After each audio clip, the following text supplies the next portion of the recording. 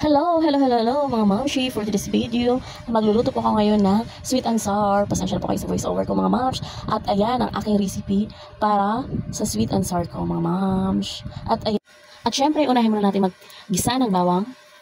At gisahin natin ng mabuti at mag-golden brown na siya mga mams. At sinunod ko na dyan ang sibuyas mga mamshi. Ganun din naman, sabay din siya maluluto at halu-haluin ko lang. Ayan ang mga mamshi. Next ko na dyan ang luya. Nakalimutan ko tuloy. Ano ba yan? Na blanco si mams. At pasensya na kayo mga mamshi. Syempre, recipe ko lang po yan. Kanya-kanya po tayong recipe. At saka first time ko po magluto ng sweet and sour mga mamshi.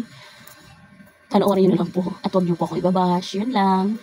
At ayan mga mamshi, sobrang kalagdalan ko. Naglagay na po ako dyan ng oyster sauce. At saka next ko na po dyan, naglagay po ako ng ketchup. Mga mamshi, naglagay na po ako dyan. At yung una ko pong nilagay, yung nasa bote ko po yung natirang ketchup. Nilagay ko po na ng konting tubig. At saka naglagay na rin po ako ng purong ketchup. At syempre, para po maging sweet and sour po siya, mga mams, lagyan na po natin ng suka. At tinala ko lang po siya, mga mams. At mga mams, pala naglagay po ako dyan ng konti lang ba yan? Kunting cornstarch na tinunaw. Kasi may nakita po ako nagluto ng ganyan, ginaya ko lang po.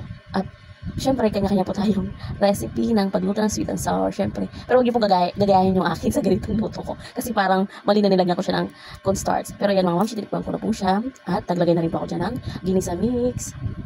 Para po pampalasa, mga mamshi. At naglagay na rin po ako dyan ng pamintang pinong-pino. Ayan.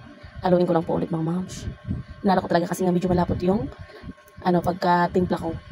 At nagdagdag ako dyan ng tubig. Ayan mga mams. Naglagay na rin po ako dyan ng luya.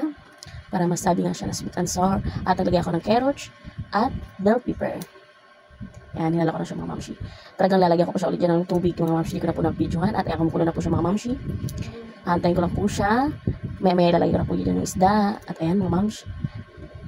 Naglagay na po ako dyan ng ilang perasong isda. Kasi yung iba po, prito, hindi ko na sininama dyan lahat. Kasi yung majunakas ko, para kumain din. Kasi baka mamaya din naman gusto yung luto ko. Pero yummy yan mga mamshi. Siyempre po, luto ko po yan. Kaya po yummy. Kahit naman yung mga mamshi, diba? Ayan lang mga mamshi.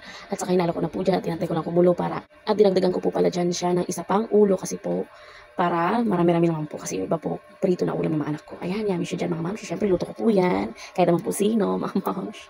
Ayan, flex ko na po yung bagong luto ko. Sweet and sour. Thanks for watching mga mamshi.